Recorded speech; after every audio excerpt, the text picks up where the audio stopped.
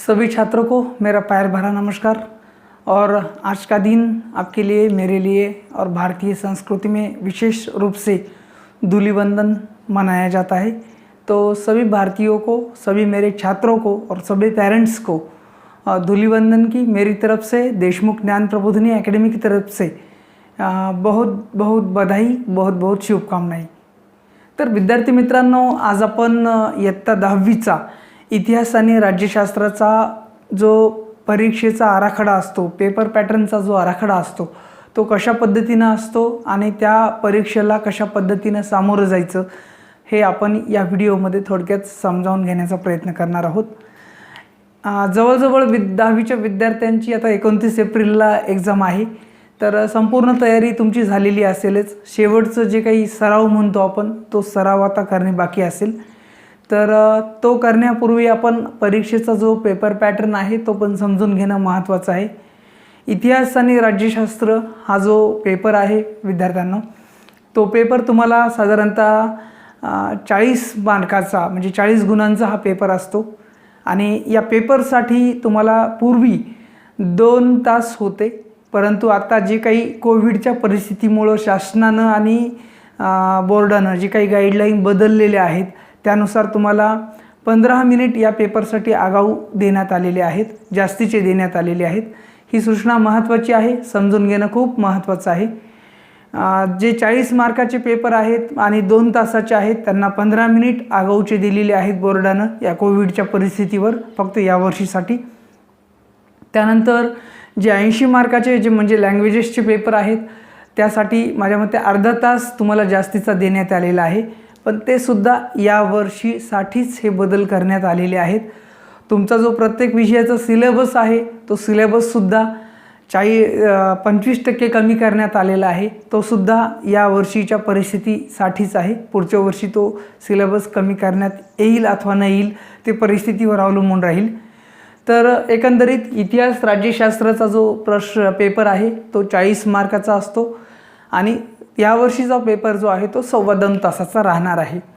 तर प्रश्नपत्रिका ज्यावेळेस तुमच्या हातात येते, तुमच्या जे हॉल आहे त्या हॉलमध्ये, त्यावेळेस प्रश्नपत्रिकेमधील सर्वात वरच्या जे सूचना आहेत त्या सूचना पहिल्या 2 मिनिटांमध्ये म्हणा, पहिल्या 5 मिनिटांमध्ये म्हणा, समजून घेणं आवश्यक आहे। ज्यांना स्कोरिंग करायची ते विद्यार्थी हे सर्व समजून घेतील, हे लक्षात घ्या। त्यामध्ये पहिली जी सूचना असते ते सर्व प्रश्न सोडवणे आवश्यक आहे। म्हणजे इतिहासमधले जे काही प्रश्न असतील 5 प्रश्न ते सोडवणे आवश्यक आहे आणि राज्यशास्त्रामधले जे काही 6 ते 9 प्रश्न असतील ते सोडवणं आवश्यक आहे। पूर्ण प्रश्न सोडवावे आपल्याला लागतात। त्यानंतर खूप साधी सूचना आहे, प्रश्नपत्रिकेमध्ये उजवीकडील जे अंक आहेत ते उजवीकडील अंक हे गुण दर्शवतात, हे साधी सूचना लक्षात घ्या आपण। आणि इतिहास आणि राज्यशास्त्राच्या प्रश्नपत्रिकेमधलं प्रश्नांचं जे स्वरूप आहे, प्रश्नांचं जे वर्गीकरण आहे ते सुद्धा लक्षात घ्या। प्रश्नांचं वर्गीकरण अशा पद्धतीने करण्यात आलेलं आहे, प्रश्न क्रमांक 1 ते प्रश्न क्रमांक 5 हे इतिहासावर आधारित असतात, हे विद्यार्थ्यांनी अगोदर लक्षात ठेवलं पाहिजे। त्यानंतर प्रश्न क्रमांक 6 ते प्रश्न क्रमांक 9 हे राज्यशास्त्रावर आधारित असतात। हे प्रश्नपत्रिकेतील इतिहास आणि राज्यशास्त्राचं वर्गीकरण झालं। त्यानंतर बघा, आता हे पण महत्त्वाचं आहे, प्रश्न क्रमांक पहिला अ आणि प्रश्न क्रमांक 6 म्हणजे प्रश्न क्रमांक पहिला हा जो आहे तो रिकाम्या जागा भरा इतिहासचा असतो आणि प्रश्न क्रमांक 6 जो आहे तो राज्यशास्त्राच्या रिकाम्या जागा भरा हा असतो। तर रिकाम्या जागामध्ये पूर्ण विधान लिहिणं आवश्यक आहे। बऱ्याचदा विद्यार्थी ही चूक करतात की फक्त रिकामी जागेचा जो शब्द आहे तो शब्द टाकून मोकळं होतात, तिथं तुम्हाला अर्धाच मार्क मिळेल, 1 मार्क मिळणार नाही। जर तुम्ही पूर्ण विधान, रिकामी जागा भरून पूर्ण विधान लिहिलात तर मात्र तुम्हाला त्या ठिकाणी 1 मार्क मिळेल। ह्या सूचना प्रश्नपत्रिकेच्या सुरुवातीला असतात, ते खूप महत्त्वाचं आहे। दुसरं, तुमचे जे इतिहास राज्यशास्त्राचे एकूण गुण आहेत ते 40 आहेत। परीक्षेचा कालावधी 2 तास 15 मिनिट आहे। गुणांचं वर्गीकरण, आता हे महत्त्वाचं आहे, गुणांचं वर्गीकरण इतिहासला 28 गुण असतात विद्यार्थ्यांना आणि राज्यशास्त्राला एकूण 12 गुण असतात. म्हणजे अशी एकूण गुणांची जी विभागणी आहे ती एकूण गुणांची विभागणी ही साधारणतः 40 मार्काची असते. तर बघू आपण प्रश्न पहिला अ ते प्रश्न 9वा यामध्ये कशा पद्धतीने प्रश्न विचारले जातात. प्रश्न पहिला अ मध्ये तुम्हाला इतिहासाची दिलेल्या पर्यायापैकी योग्य पर्याय निवडून विधाने पूर्ण करा. म्हणजेच तुम्हाला रिकाम्या जागा भरायच्या असतात. हा प्रश्न विद्यार्थी मित्रांनो 3 गुणांचा आहे. यामध्ये 3 रिकाम्या जागा विचारल्या जातात, पर्याय एकही नाही. म्हणजे याला ऑप्शन ऑरमध्ये जे म्हणतो ते एकही नाही. प्रत्येक रिकामी जागेला 4 पर्याय असतात दिलेले. म्हणजे 3 पैकी 3 रिकाम्या जागा इथं सोडवणं कंपल्सरी आहे, हे पण लक्षात घ्या. त्यासोबतच प्रश्न पहिला अ झाला, आता पहिला ब. पहिला ब मध्ये काय असतं विद्यार्थी मित्रांनो, पुढीलपैकी प्रत्येक गटातील काय करायचे तुम्हाला चुकीची जोडी ओळखून लिहायची. या अगोदरच्या प्रश्नपत्रिकेमध्ये चुकीची जोडी दुरुस्त करा म्हणून लिहा म्हणून होतं. आता फक्त तुम्हाला ओळखायची, दुरुस्त करून लिहायची गरज नाही.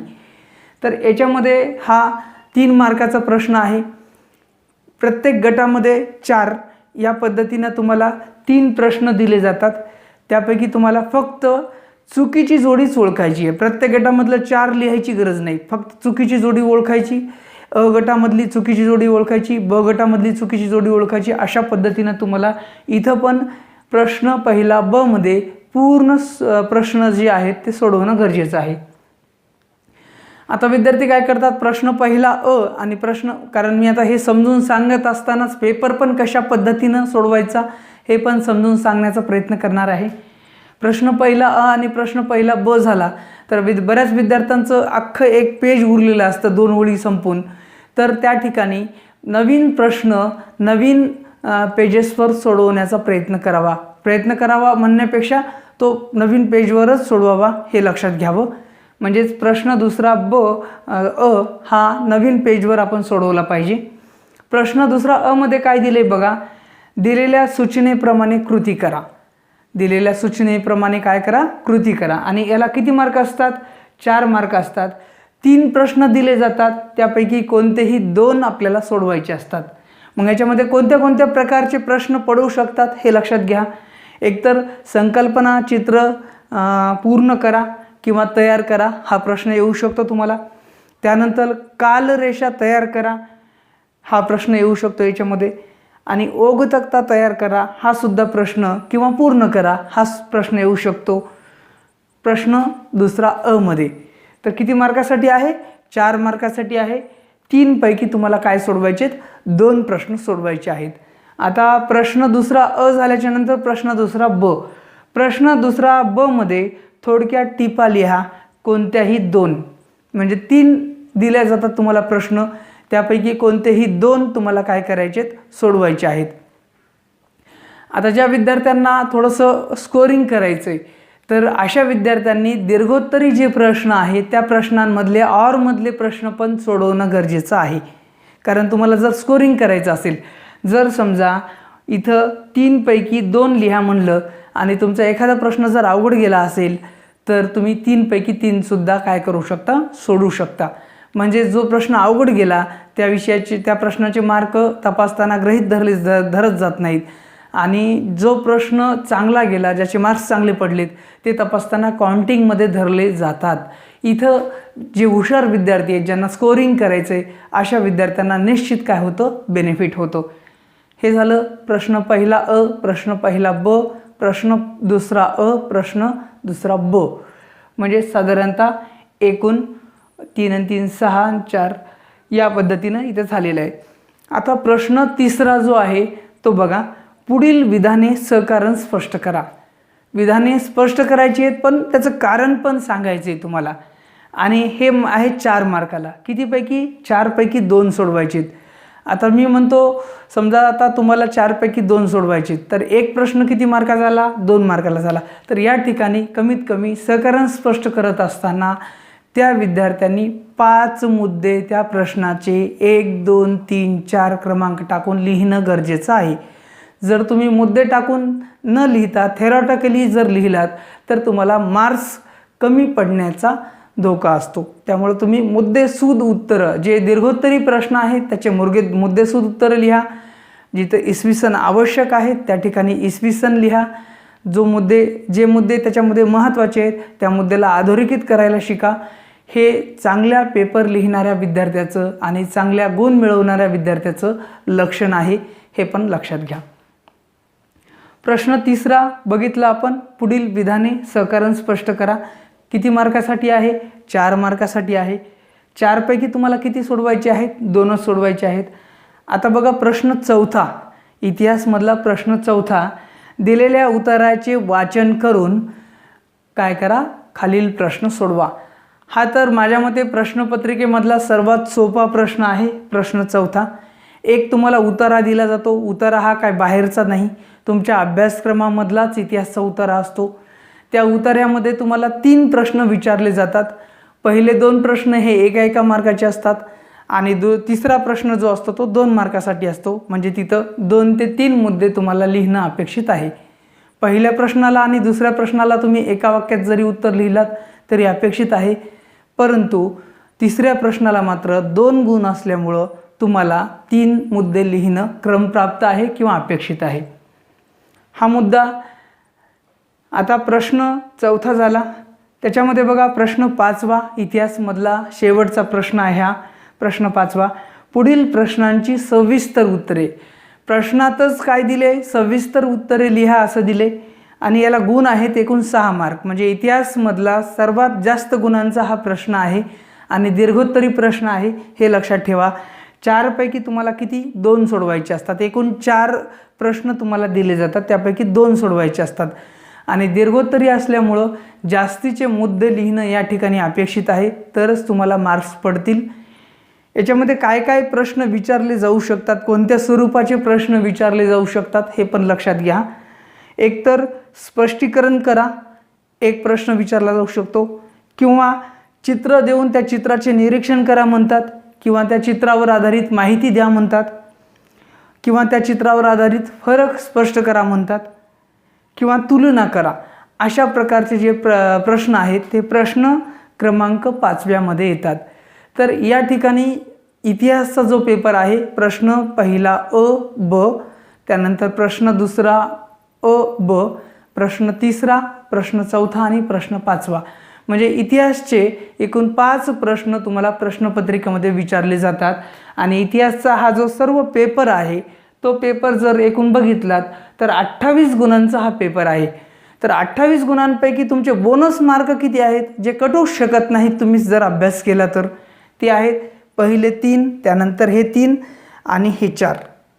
एकूण साधारणतः 6 आणि 4 10 मार्क तुम्हाला बोनस, म्हणजे तुम्हाला खैरात म्हणून दिलेली आहे असं म्हणलं तर वावगं ठरणार नाही। कारण इथं जर तुम्ही एक वाक्य लिहिलात, एक शब्द लिहिला तर तुमचा अर्धा मार्क मिळणार नाही, त्या ठिकाणी 1च मार्क मिळणार आहे। फक्त तुम्हाला चांगल्या पद्धतीने त्या प्रश्नाची काय करायची? तयारी करायची। म्हणजे 28 मार्कापैकी 10 मार्क हे तुम्हाला परीक्षकांनी किंवा पेपर तयार करणाऱ्यांनी, बोर्डाने तुम्हाला 10 मार्क बोनस म्हणून दिलेले आहेत, परंतु ते देरेहारी पलंगावरी असं म्हणून मिळणार नाहीत। तर त्या प्रश्नांची सुद्धा काय करावी लागेल? तयारी करावी लागेल। आता राज्यशास्त्राच्या प्रश्नाकडे वळू आपण। राज्यशास्त्राचा प्रश्न क्रमांक 6 ते प्रश्न क्रमांक 9 हे विचारलं जातं। प्रश्न क्रमांक 6वा, दिलेल्या पर्यायापैकी योग्य पर्याय निवडून काय करा? विधाने पूर्ण करा। हा 2 मार्कासाठी प्रश्न आहे। रिकाम्या जागा सुद्धा 2च दिल्या जातात आणि प्रत्येक रिकाम्या जागेला 4 पर्याय दिले जातात। 2 पैकी 2 रिकाम्या जागा तुम्हाला पूर्ण विधाने लिहून लिहायच्या आहेत, कुठेही चूक करायची नाहीत। आणि हे लिहित असताना पुन्हा एकदा सांगतो, प्रश्न पहिला अ आणि प्रश्न 6वा जवळपास सारखाच आहे। विद्यार्थी काय करतात? पूर्ण विधान लिहितात, रिकामी जागा लिहितात, अधोरेखित सुद्धा करतात, परंतु लगेच त्याच्या खाली मग दुसरी रिकामी जागा। असं न करता विद्यार्थ्यांनी प्रश्नपत्रिकेमध्ये एक रिकामी जागा लिहिल्याच्या नंतर, त्याचं उत्तर लिहिल्याच्या नंतर एखादी ओळ सोडून दुसरी रिकामी जागा जर लिहिली तर दिसणाऱ्याला आपला पेपर सुटसुटीत आणि चांगला दिसेल आणि त्याला तपासायची इच्छा होईल।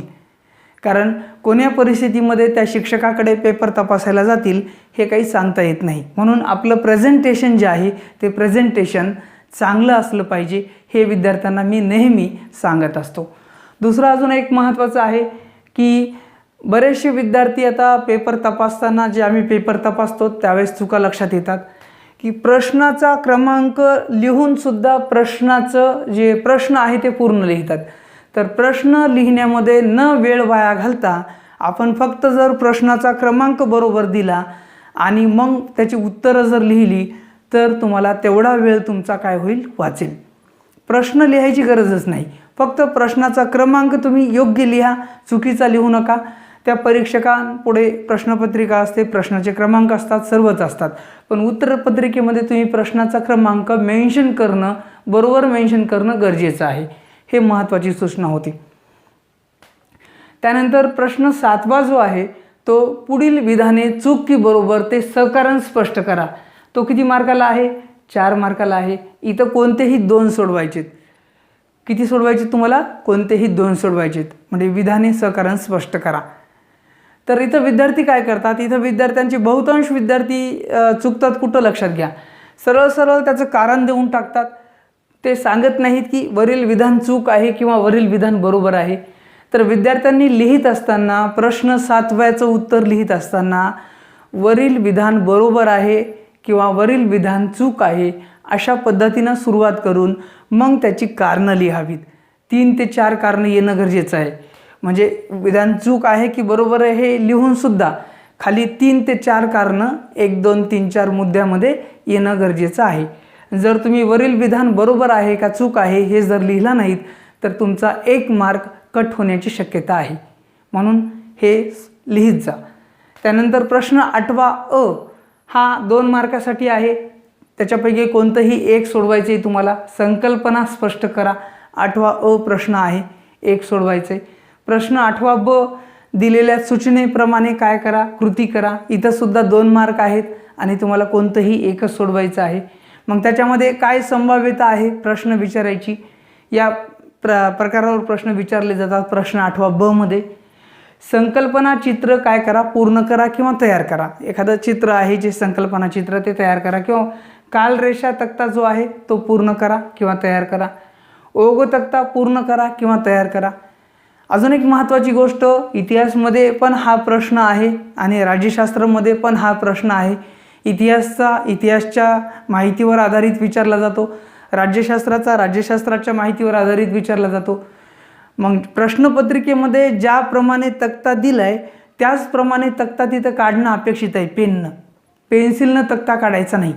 आपल्या मनानं काहीतरी वेगळा शहाणपणा करायचा अजिबात नाही. प्रश्नपत्रिकेमध्ये जो तक्ता दिला आहे तोच तक्ता त्या तपासणाऱ्याला अपेक्षित असतो. नाही तर प्रश्नपत्रिकेमध्ये चौकट स्वरूपात दिला आहे आणि तुम्ही काढला आहे वेगळ्याच डिझाईनमध्ये, तर तिथं मात्र थोडीशी गफलत होण्याची शक्यता असते आणि गुण कमी भेटण्याची शक्यता असते. आपल्याला बोर्डानं जे काही दिले त्या पद्धतीनं नियम फॉलो करायचे आहेत. त्यानंतर प्रश्न जो 9वा आहे तो शेवटचा प्रश्न राज्यशास्त्रामधला, म्हणजेच एकूण प्रश्नपत्रिकेमधला शेवटचा प्रश्न. पुढील प्रश्नांची थोडक्यात उत्तरे लिहा.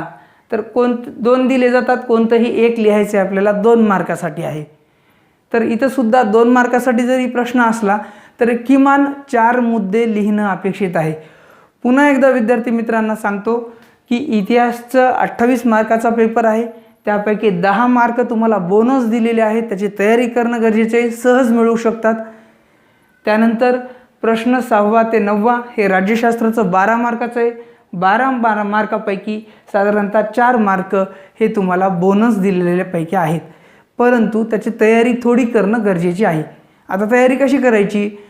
सर्व प्रकरणामधल्या रिकाम्या जागा, सर्व प्रकरणामधल्या चुकीची जोडी ओळखा, हे जे आहे ते जास्तीत जास्त सराव करून पाठ करणं गरजेचं आहे. राज्यशास्त्रामधल्या जे रिकाम्या जागा आहेत, राज्यशास्त्रामधलं चूक की बरोबर सकारण स्पष्ट करा आहे हे, आणि हे पाठांतर करत असताना तो जो चॅप्टर आहे, तो जो धडा आहे तो सुरुवातीला वाचन करून समजून घ्या आणि नंतर मग पाठांतर करा आणि छोटे छोटे मुद्दे काढा याचे. या पद्धतीने तुम्ही जर अभ्यास केलात तर इतिहास राज्यशास्त्राच्या 40 पैकी एकूण प्रश्नपत्रिकेमध्ये 40 मार्क मिळवायला सुद्धा आपल्याला काही हरकत नाही विद्यार्थी मित्रांनो, आणि दरवर्षी हे विद्यार्थी मार्क्स मिळवतात. त्यामुळं माझ्या तुम्हाला शुभेच्छा आहेत की आपण या पद्धतीनं, मी सांगितल्या पद्धतीनं आपण काय करावी, तयारी करावी आणि चांगल्यात चांगलं अक्षर सुवाच्य असावं, खाडाखोड नसावी, प्रश्नाचा क्रमांक टाकावा, त्यानुसार उत्तरे लिहावीत आणि प्रश्न उत्तर लिहित असताना सुटसुटीतपणा असावा. नवीन प्रश्न हा नवीन पेजेसवरच सुरू करावा आणि तक्ते आणि वगैरे डायग्राम्स काढत असताना परीक्षेमध्ये पेपरमध्ये ज्या डायग्राम दिल्या त्या डायग्राम काय करायच्या आहेत, इतिहास राज्यशास्त्रामध्ये वापरायच्यात.